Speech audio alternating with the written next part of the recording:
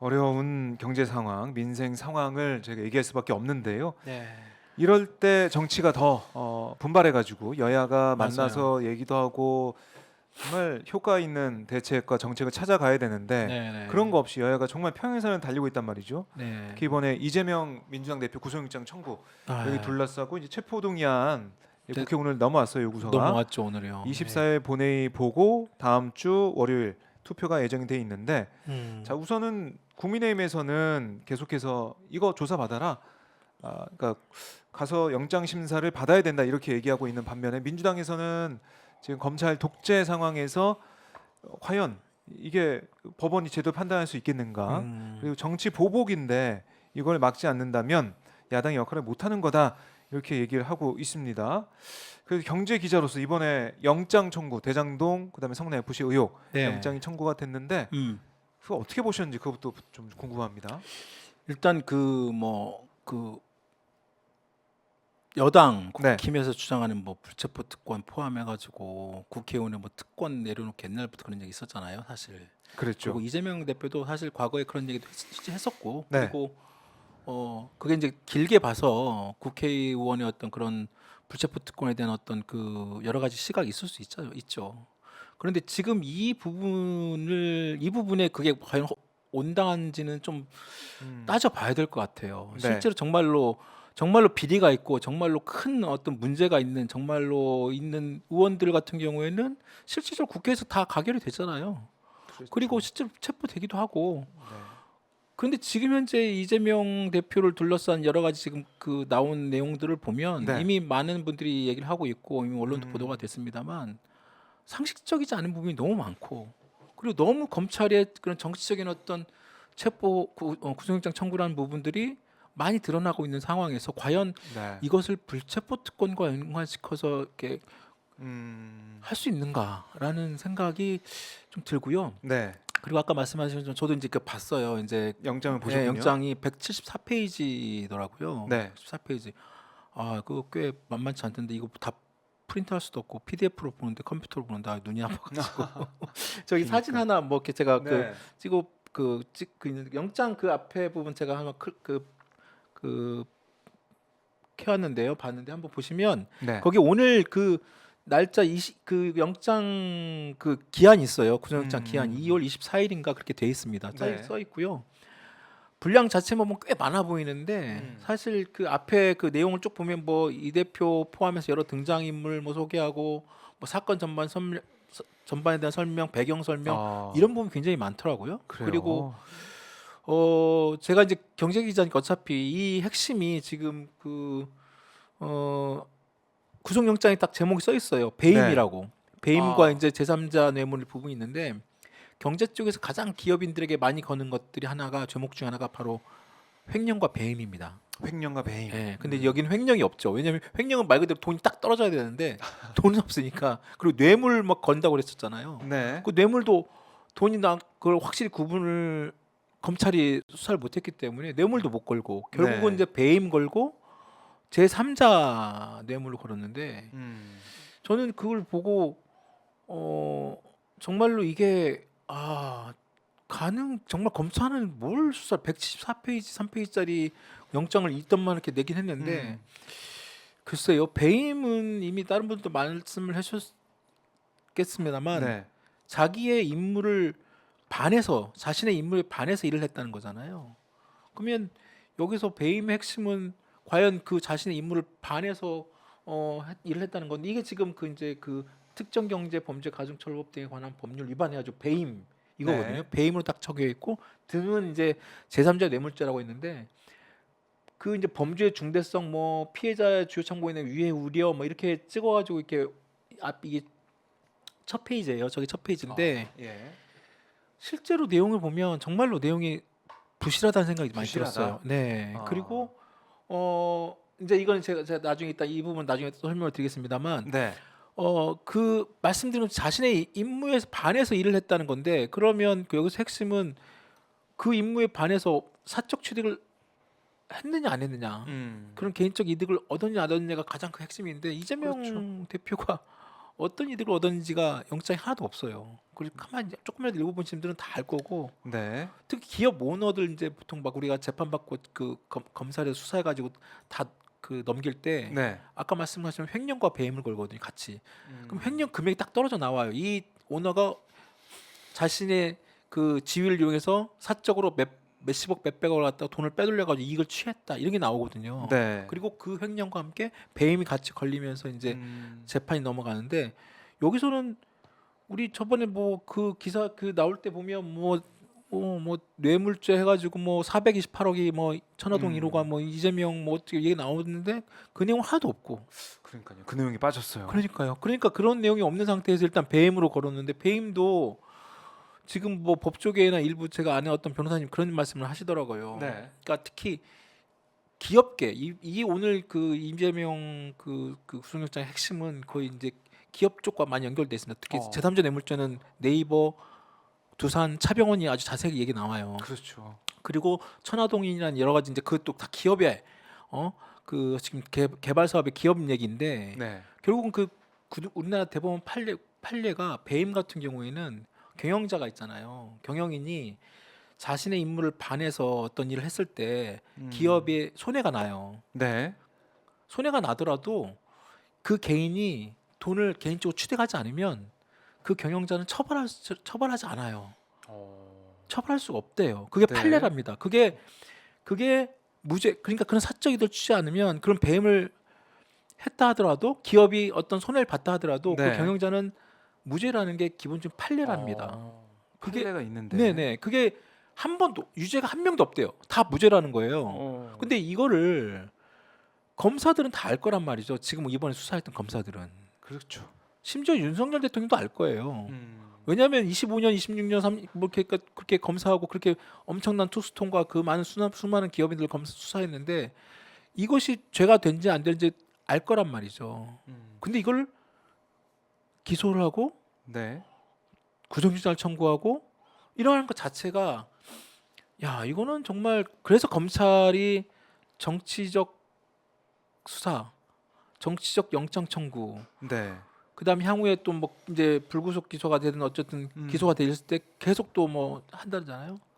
그러니까 이제 욕을 먹는 것 같아요 검사들이. 그리고 그 다음에 뭐 성남 FC 건 그 전체 114페이지 중에 성남 FC 건이 제가 볼 때는 상당 부분을 차지합니다. 내용이. 대장동이 아니라요? 예, 대장동은 위례 그 개발 사업도 포함돼 있고 대장동은 생각보다 113페이지 중에 전체를 만약에 막 5분할 하면 네. 한 5분의 1, 2? 그래요? 5분의 2가 이상이 더 성남 FC 건이고요. 어허. 제가 봤을 땐 그렇게 읽었어요. 네. 그래서 성남 FC 건이 오히려 서울중앙지검보다 성남지청의 수사권을 그냥 옆에 다 이렇게 얹혔다던데 야 그러면 중앙지검 검사는 도대체 뭐 했나? 성남시청 검사들만 엄청나게 그 이미 경찰에서 과거에 처벌할 수 없다는 불기소 의견을 냈던 그 수사를 다시 또 성남시청 검사들은 또 다시 막 다 뒤져가지고 네. 그 막 두산, 차병원, 네이버 막 또 그 또 관련자 다 불러가지고 또 그 내용을 보면요 두산에 대한 그 과거 히스토리를 쭉 씁니다. 그러니까 두산이 왜 유동성을 겪었으며 이 그룹이 어떻게 어떤 그걸 뭐 견뎌왔으면 이런 내용들이 아주 정리가 잘 돼 있어요. 그래요? 그것은 잘 그러니까 썼네요. 네, 그러니까 그건 이제 팩트로 검사들이 그런 걸 잘 정리해 놨더라고요. 그러니까 아니 그런 거는 그런 건데 그것은 범죄 혐의가 전혀 그런 배경 설명이거든요. 배경 설명. 그러니까 그렇죠. 상당 부분 구속영장의 내용 부분들이 그런 걸로 돼 있고 저는 그래서 이제 방금 전에 아까 그 제가 또 하나 그 화면 가져온 게 거기 네. 구속영장 청구 사유에 그런 내용이 있습니다. 예, 여기 보면 이재명 대표에 대한 그 내용이 써 있어요. 피의자 지위와 영향력에 따른 조직적 증거 인멸 시도 가능성을 쓰면서 이재명 피의자는 이재명 대표죠. 네. 이재명 대표가 2010년 이후에 성남시장 경기도지사 여당 대선 후보를 역임하고 현직 국회의원 저기 그 굵은 표시로 되어 있습니다. 국회의원 제1야당 대표로서 우리나라 최고 정치 권력자 중 한 명 인파 네. 해가지고 굉장히 큰 정치적 영향을 발휘하고 있기 때문에 구속을 해야 된다는 거예요. 되게 웃기지 않아요? 아니 우리나라 최고 정치 권력자의 한 명이라고 해놓고 구속해야 된다고 하면 정말 무슨 대단한 정치이니까 구속해야 된다는 게 야 이런 논리로도 이렇게 영장을 쓰는구나. 이 논리를 어떻게 보면 쌓아서 만들어 가려는 그런 느낌이 드는 아 진짜 그래요. 그런 그래서 네. 영장이었다. 네, 그래서 물론 이건 법조 일반인분들 보시기에는 뭐 좀 어려운 용어도 있고 있을 수 있습니다만 그냥 어느 정도 좀 보실 수 있는 분들 그래서 법조계 오히려 다른 변호사들로 이 영장을 보고 야 이렇게 영장을 이렇게 청구할 수 있나? 이렇게 부실하게 청구할 수 네. 있나라고 얘기가 나오는 이유가 있는 것 같더라고요. 자, 이 영장을 보면은 부실하다, 말이 안 된다 이런 말씀을 해 주셨는데, 자, 근데 이게 우리 영장 청구를 뭐 언제 하냐 마냐 이게 속보로 계속 뜨더라고요. 뜨다가 27일 어쨌든 표결을 하는 거죠. 체포동의안 표결하게 되는데 이제 여기에 묻혀서 우리가 관심을 가져야 될 민생 문제는 글쎄요 사람들의 관심을 덜 갖게 되는 그런 상황이 됐는데 이런 상황에서 우리 정부가 우리의 경제 상황에 대해서 경기 침체 국면을 인정했다 네. 이런 속보도 들어와 있었죠. 그러니까 이게 영장을 지금 아빠 이거 치고 지금 뭐 보도나 지금 검찰 주변에서는 영장을 계속 친다는 거 아니에요? 네. 영장을 친다. 뭐 또 지금 뭐 수사하고 있는 뭐 쌍방울 건도 있고 그다음에 또 뭐 쌍방울 뭐 대북 송금 건도 있고 네. 또 뭡니까? 또 뭐 이제 백현동도 있고 백현동도 뭐 정자동 있죠. 정자동 모텔 뭐 그것건도 이것도 있고. 그런 것들 또 영장 또 친다는 거잖아요. 네. 그러니까 그런 식으로 계속 이제 시간을 끌고 계속 그런 이슈를 이제 다음 내년 총선까지 이제 여당이나 정부 쪽에서는 내지는 윤석열 계속 이어가려고 할 것이고 네. 그러면서 이제 야당의 어떤 분열이나 이런 걸 노리겠죠. 그런데 그런 식의 정치권의 그런 갈등을 계속 이어가는 게 과연 방금 말씀하신 것처럼 경제에 결코 좋은 영향을 줄 수가 없죠. 그렇죠. 네? 이런 정치적 갈등이 계속되면 경제에도 악영향을 줄 수밖에 없고 아까 말씀하신 것처럼 엊그제 정부가 이런 걸 발표합니다. 이제 기획재정부가 매달 그런 그 경제 동향을 발표를 하는데 그 네. 그린북이라고 이제 그 동향 발표 자료를 내요. 그린북. 네. 근데 이제 거기에 보면 자료를 제가 일단 그 하나 가져왔는데 네. 최근에 정부가 그 동안에 이제 IMF가 지난번 제가 그 말씀드렸던 것처럼 IMF가 최근에 이 세계 경제 전망을 상승을 0.2% 올렸어요. 그런데 네.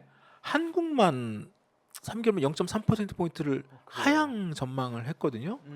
그리고 이제 한국개발연구원이죠. KDI도 상반기에 우리나라가 성장률이 좀 더 떨어질 것이다 이렇게 전망을 하고 있고 네. 기재부가 이제 그 지난주에 발표한 경제 동향에서 경기 둔화가 될 것이다가 아니라 됐다라고 이제 살짝 인정을 하게 됩니다. 원래 그 전에는 작년부터 저희가 그 찐경제 작년부터 꼭 말씀드렸던 게 경제 위기 그렇죠. 우려를 작년 하반기 8월, 9월, 10월 때부터 계속 말씀을 드렸는데 정부에서 어떻게 얘기했냐면 경기 둔화가 우려된다고 했다가 이번에 이제 경기가 둔화됐다라고 이제 완전 단정을 지면서 이제 자료가 나왔는데 저 자료를 보시면 네. 저 경제 성장률이 그 핵심이 작년 말 있잖아요. 4분기가 마이너스입니다. 마이너스 0.4%. 예. 그동안의 저 마이너스 성장은 과거 그 IMF 그리고 코로나 2008년 2009년 그 글로벌 금융위기 그리고 코로나 직전 외 말고는 없었거든요. 그런데 지금 작년 하반기 4분기 마이너스 0.4% 완전히 마이너스 성장이 됐고 네. 특히 그 4, 4분기 전기 대비라면 바로 직전 3분기 대비 증가율 이런 게 나와 있어요. 네. 수출이 마이너스 5.8%예요. 그러니까 그때 1월 달에 무역 수지적자가 마이너스 네. 127억 불이라고 나왔잖아요. 그렇죠. 우리나라 지금 수출 잡은 일 가장 많은 적자 폭을 보였고 여기 보시면 저 밑에 또 세 번째 그래프에도 이건 이제 지금 그 정부 자료입니다. 제가 만든 게 아니라 예, 정부 예. 자료예요. 수출 금액 증가율, 품목별 기여도 이런 게 있는데 저기에서 보면 과거에는 자동차 부품 이런 것들이 굉장히 많고 석유류도 많고 그랬고 그렇네요. ICT는 이제 이쪽 그 반도체 부분 이쪽이죠. 근데 반도체 ICT가 급격하게 줄어듭니다. 그러면서 사실상 수출 증가율이 엄청나게 폭삭 망했죠. 반대로 물가 상승률, 시장 금리, 특히 물가 상승률은 지금 보시다시피 5% 수준을 계속 가고 있고. 네. 그러니까 이게 정부에서도 지금 상황이 올 1분기 내지는 이렇게 지속이 되면 네. 그리고 올 상반기까지 계속 진행될 수밖에 없는 상황이라는 거를 정부도 이제 이제 인정할 수밖에 없는 경기 둔화를 사실상이 아니죠. 경기 둔화됐다고 네. 인정한 꼴이 된 거죠. 자, 이제 경제가 어렵다 이런 상황에서도 여야 뭐 정치권 글쎄요 뭐 국민한테 박수 받을지 아니면은 비판을 받을지 모르겠지만 어쨌든 지금 구속영장 청구 이후에 혼란스러운 상황. 네. 근데 영장에는 변령이 없었는데 영장을 꼭 쳤으면 되는 거냐 이런 비판도 나오고 있는 것 같아요. 결국에는. 그렇죠. 그러니까 그게 지금 이런 경제 위기 상황이 작년부터 계속 얘기가 되어 왔고 그리고 지금 현 윤석열 경제팀이 제대로 대응하고 있느냐라고 하는 거에 대해서는 지금 이런 보수적인 매체 또는 이쪽 시장 쪽에 있는 사람들조차도 네. 고개를 갸우뚱합니다. 금융시장 아. 포함해서 뭐 기업 쪽 관계자들 얘기 들어보면 네. 기업 쪽 사람들이 제대로 말은 못하지만 얘기하다 보면 용산 쪽만 잘해주시면 좋겠다 이런 얘기를 합니다. 용산 쪽만 잘해줬으면 그래요? 좋겠다. 아. 그냥 우스갯소리로. 네. 그러니까 이 와중에서 계속 지금 기재부 지난주 에 저희가 한번 말씀드렸습니다만 지금 기재부는 국회가 지금 여야가 계속 대치하고 있고 전혀 풀릴 기미가 안 보인 상황에서 그렇죠. 지금 그 엊그제 추경호 장관이 또 막 그 얘기를 합니다. 그 기자들 상대로 또 지금 이 경제가 어려우니 여러 가지 시급한 여러 민생 법안 이런 부분들을 좀 처리해 달라. 그러면서 그 기업들 상대로는 세액 공제율 있잖아요. 네. 세액 공제 확대 15% 확대 그거 법안 낸 거 제가 지난주에 정말 황당한 법안이 지금 기재위에 계류 중에 있다고 말씀드렸는데 네. 그거 빨리 좀 통과시켜 달라고 추경호 장관 얘기를 해요.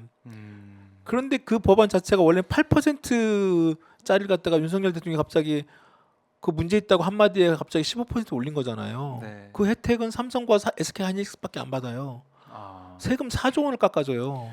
대단하네요. 네, 그 4조 원 걷어서 지금 난방비나 아니면 지금 민주당이 계속 추경 편성 요구하고 있는데 지금 네.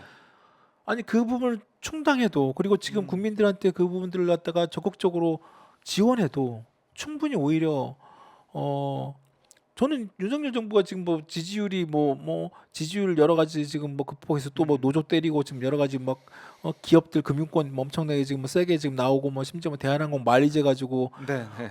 그렇죠. 국토부 장관이 저렇게 세게 원색적으로 얘기하는 것도 처음 봅니다만 여하튼 뭐 국민들 입장에서는 좋을 수 있어요. 근데 그게 과연 정말로 제대로 된 정책을 놓고 원칙적으로 대응을 하는 건지 이건 전혀 다른 문제 같고 네. 정말로 돈을 걷어서 제대로 써야 할 때 그렇게 못하고 또 깎아주지 말아야 할 때는 돈 깎아주고 그렇다고 돈은 없다고 계속 재정 어렵다 긴축해야 된다 국가 부채 많다 이런 식으로 또 돌려면서 또 못한다고 버티고 참 글쎄요 어렵습니다. 그러니까요. 경제 얘기만 하면은 오는데요. 노란봉투법도 마찬가지입니다. 네. 오늘 노란봉투 오늘 네. 상임위 통과했어요. 상위 환노위에서. 환대 통과했잖아요. 네. 그 노란봉투법 가지고 지금 기재부, 재계, 경총, 뭐 보수 언론 엄청나게 지금 막 비판을 쏟아내고 용단 있어요. 폭격을 하고 좀 진짜 그거 통과되면 우리나라 정말 다 망할 것처럼 또 네. 경제 망할 것처럼 아니 그런데 지금 그 법안 하나 가지고 그거 말고는 지금 아까 추경호 장관이 얘기한 그 네. 세액공제 확대 법안 포함해 가지고 뭐 서비스 발전 기본법 지금 재계가 요구하고 있는 법안들 국회에 엄청나게 많습니다. 그래요. 그 다 기업들한테 혜택 가고 세금 깎아주고 지원해주고 네. 그다음에 세금으로 돈 지원해주고 또 세금 깎아주고 다 그런 것들이거든요. 그런 것들 통과하면서 그동안에 과거에 수십 년 동안에 정부가 그렇게 세금으로 지원받은 기업들은 얼마만큼 고용과 투자와 그 성장에 했나요? 그러니까 그런 부분들이 제대로 평가 없이 이 노란봉투법도 지금 이게 어떻게 아직도 거기에 대해서 지금 명확한 그 내용 없이 무조건 이것이 통과되면 노조가 모든 것을 뭐 다 한국 경제 국가 기능을 말아먹을 것이라는 식으로 프레임을 네. 짜가지고 공격하는데 저는 정말 좀 황당하다는 생각이 들어요. 아니 기업인 자기 사주가 네. 직원들에 대해서 직원들이 행복한 직장을 만들고 직원들로 하여금 지금 그 노란봉투표 받고 있는 그 노동자들 그 하청 노동자들이 제대로 된 어떤 협상과 그다음에 협의와 그다음에 제대로 된 어떤 노동권 행사하겠다는 것인데 그리고 그걸 이미 국제 노동기구에서도 이미 몇 차례 계속 권고했던 내용인데 네. 아 글쎄요. 전 차라리 아예 그냥 이번 기회에 네. 빅딜 했으면 좋겠어요. 아, 서로 주고받기? 노란봉투법과 나머지 네. 그러면 재개안과 같이 재개 그 법을 그냥 차라리 그럼 아마 안 받을 거려. 그런가요? 재개해서 지금처럼 이렇게 진짜 그 재계 경총회장이 국회까지 와가지고 기자회견 뭐 6개 중소기업 단체회장까지 와가지고 기자회견까지 그 노란봉투 기자하는 거 보면 글쎄요. 그래요. 우려가 있는 건 사실이고, 자, 남한기 폭탄 문제를 비롯해서 각종 민생 현안 처리할 게 많습니다. 네. 그런데 국회는 제대로 진행이 안 되는 상황이다, 이렇게 볼 수가 있겠고요.